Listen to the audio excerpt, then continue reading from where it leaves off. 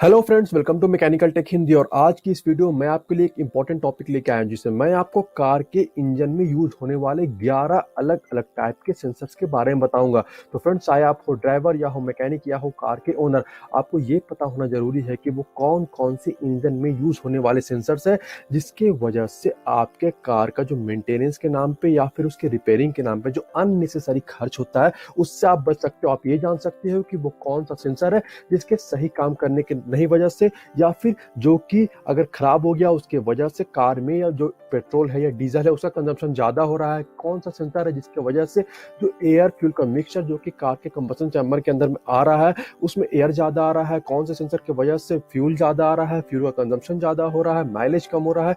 ये सब मैं आपको आगे इस वीडियो में बताऊंगा। तो ये वीडियो आपके लिए बहुत ही हेल्पफुल साबित होने वाला है। तो फ्रेंड्स, अगर आप मेरे चैनल पर नए हो तो चैनल को सब्सक्राइब जरूर कर ले, क्योंकि इस तरह के टेक्निकल वीडियोस मैं अपने चैनल पे अपलोड करते रहता हूं। तो चलिए बिना किसी देरी के आइए वीडियो को शुरू करते हैं।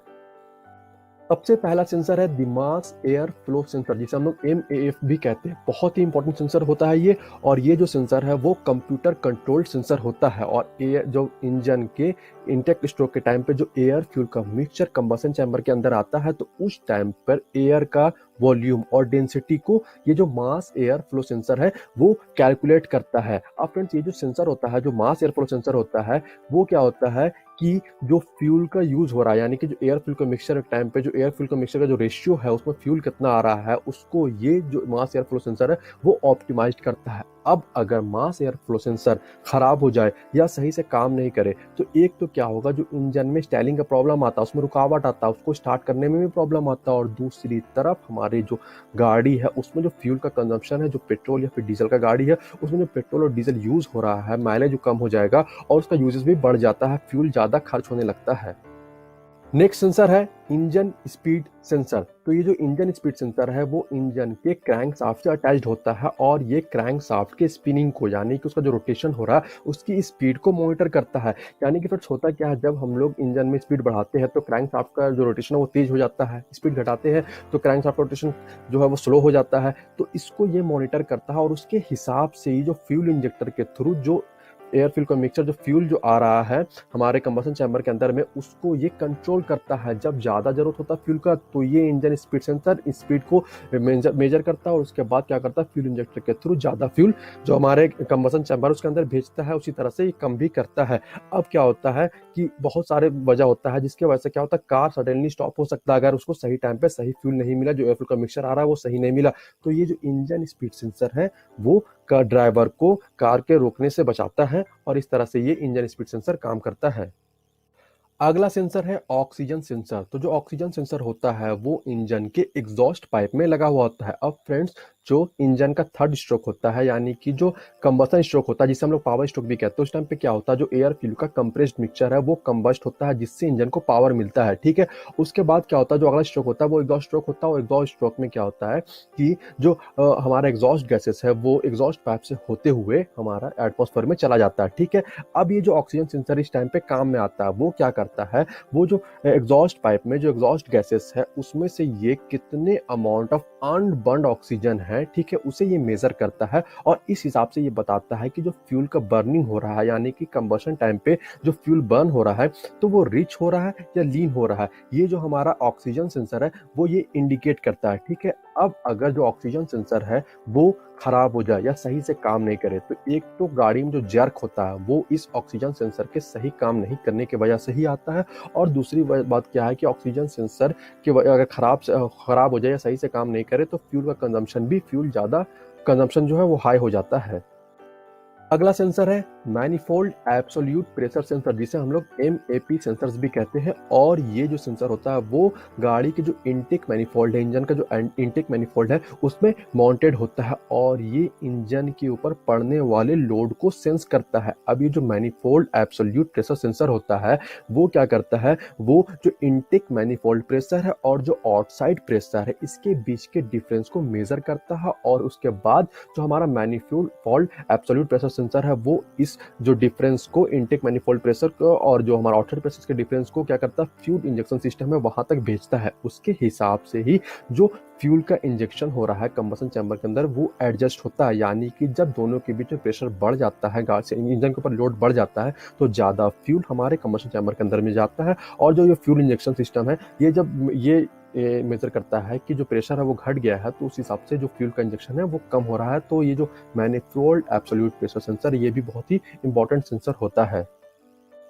अगला सेंसर है स्पार्क नॉक सेंसर। अब जो स्पार्क नॉक सेंसर होता है वो फ्यूल का बर्निंग जो कि कंबशन प्रोसेस के टाइम पे होता है वो स्मूथली हो, फ्यूल स्मूथली बर्न हो, उसे इंश्योर करता है। और दूसरी तरफ ये ध्यान रखता है कि इंजन में डिटोनेटिंग का प्रॉब्लम नहीं हो। अब डिटोनेटिंग का मतलब ये हो गया है कि जब कंबशन प्रोसेस के टाइम में जब पिस्टन ऊपर की तरफ आते रहता है तो उस टाइम पे स्पार्क प्लग एक स्पार्क एमिट करता है जो कि एयर फ्यूल के कंप्रेस मिक्सचर को कंबस्ट करता है।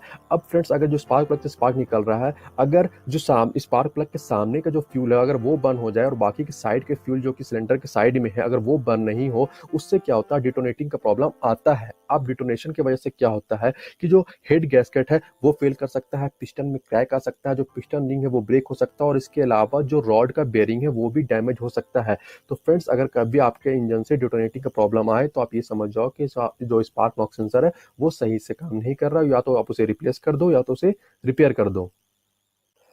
अगला सेंसर है फ्यूल टेम्परेचर सेंसर। अब ये जो फ्यूल टेम्परेचर सेंसर होता है वो भी ये इंश्योर करता है कि जो कार में फ्यूल का कंजम्पशन हो वो अच्छा हो और जो कार की एफिशिएंसी हो वो बढ़िया हो। अब फ्रेंड्स होता ये है कि अगर फ्यूल जो है हमारा वो अगर ठंडा हो, कोल्डर हो, तो क्या होगा, वो धीरे धीरे बर्न होता है। लेकिन अगर जो फ्यूल है अगर वो वार्म हो तो क्या होता है, ये जो फ्यूल है वो तेजी से बर्न होता है। ये जो फ्यूल टेम्परेचर सेंसर है वो ये इंश्योर करता है कि हमारा जो फ्यूल है वो वार्म कंडीशन में रहे, ठीक है। दूसरी तरफ ये जो फ्यूल टेम्परेचर सेंसर है वो क्या होता है कि जब भी हमारे कार के इंजन में फ्यूल की कमी हो तो बहुत सारे जो पार्ट है वो डैमेज हो सकते हैं।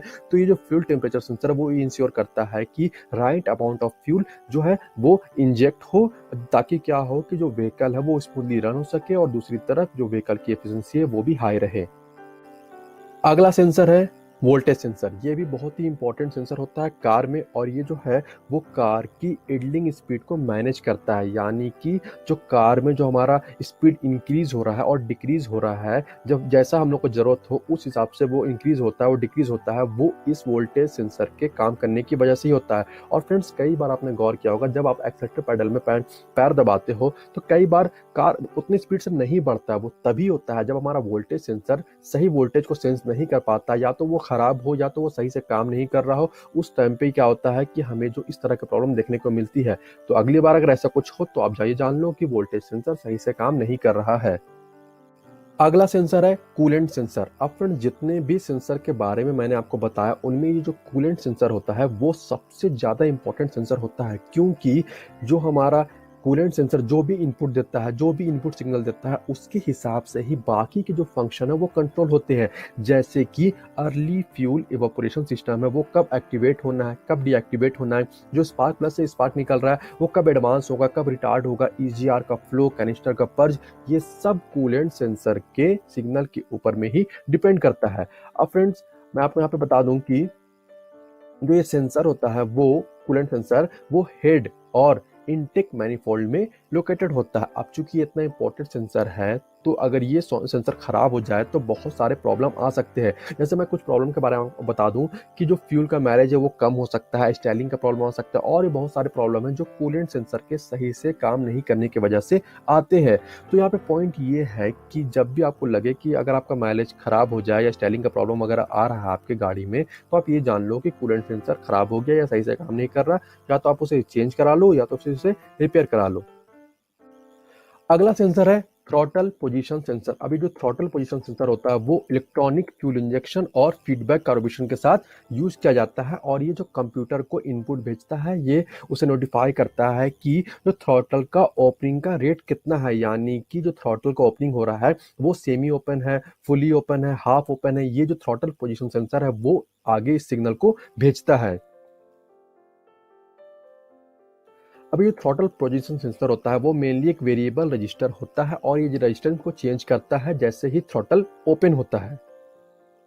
अब फ्रेंड्स अगर हम लोग थ्रॉटल पोजीशन सेंसर के खराब होने पर होने वाले प्रॉब्लम, या आप ये कैसे पहचाने कि थ्रॉटल पोजीशन सेंसर खराब हो गया है, वो ये होता है कि जब भी आप एक्सेलरेशन लेते हो तो स्टम्बल का प्रॉब्लम आता है, यानी उसमें ठोकर जैसा लगता है जब भी एक्सेलरेशन लेते हो। तो आप ये समझ जाओ कि जो थ्रॉटल पोजीशन सेंसर है वो खराब हो गया या सही से काम नहीं कर रहा है। और एक और बात यहाँ पे ध्यान रखने वाली बात है कि जब भी आप थ्रॉटल पोजीशन सेंसर को रिप्लेस करो तो आप ये ध्यान रखो कि उसे मिस एडजस्ट नहीं करो, यानी कि सही से उसका एडजस्टमेंट होना चाहिए, क्योंकि ये बहुत ही इंपॉर्टेंट सेंसर होता है एक्सेलरेशन के हिसाब से।